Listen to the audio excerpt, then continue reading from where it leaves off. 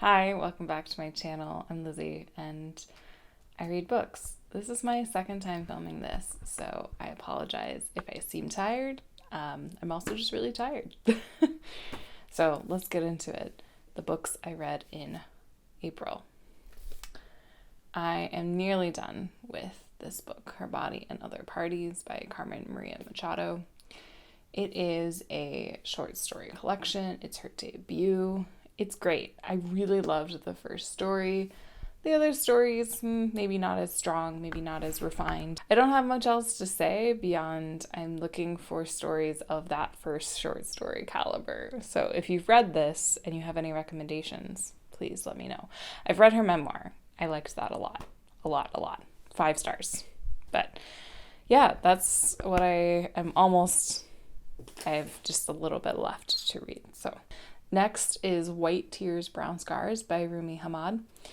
And I liked it. I think it captures and makes the argument, hard to refute that, white women, white feminism, just as complicit in perpetuating the inequities and dehumanizing Black women.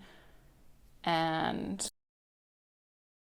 yeah, if you haven't read anything like this, you could definitely start here and probably learn a lot. I certainly did. Oh my gosh. Next, this one. Love it. Just gave it a little kiss there. I own this book, so that's less weird to do. This is, we follow a character named Little Dog and his mom who does not read English, and it's written as a letter to that mom. It's so beautiful. I think it really captures the fact that we are sentient beings, meaning we have a lot of feelings, and it's hard when you are grieving on your own and then you see how grief is tearing someone you love apart and the inevitability of getting older. This is definitely something I want to revisit a couple years down the line, 10 years down the line, and see how much it still sits with me. I also loved that there are subtle hints of place, Hartford, Connecticut, but it's not overwhelming. Really enjoyed it. If you haven't had the pleasure of reading Ocean Vuong's writing, treat yourself to this. I also read Trauma Stewardship.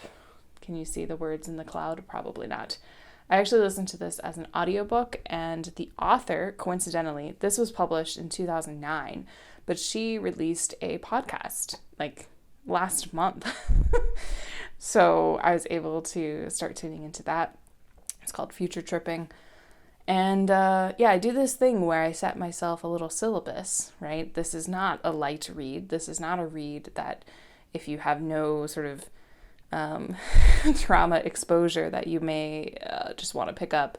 I think you are called to it in a way. And to me, this book on the front, this book is a gift, a wise and compassionate guide for those who undertake the difficult work of caring for the traumas of the world.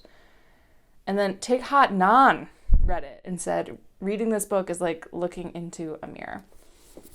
High recommendation, high esteem, but might not be for everyone. And it's curious because she uses political cartoons to illustrate points, and I've never seen a book do that. And it was kind of a hilarious, but obviously very needed inclusion in the audiobook was her describing the political cartoons.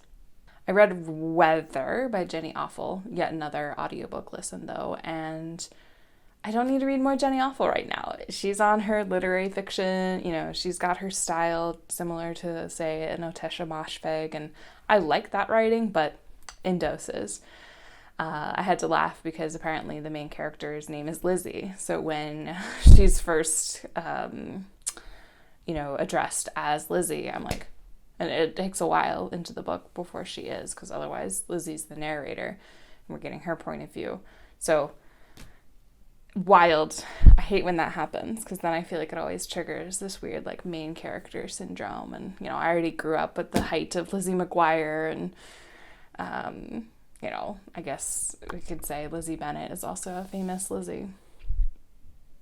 Also I don't feel like I don't pronounce my name well enough. Lizzie. Like, I don't put my tongue out. I'm just like, Lizzie, Lizzie, Lizzie, Lizzie, Lizzie. Also, this is something, this is a reading wrap up, I promise. I'll end this rant in a moment, but I don't like it when people call me Liz and they don't know me.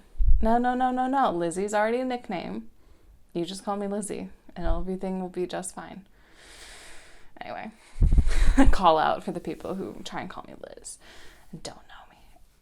Anyway, I swear there's another book I read, but oh well, I'm not thinking of it. I don't have it to show you, so might as well not exist.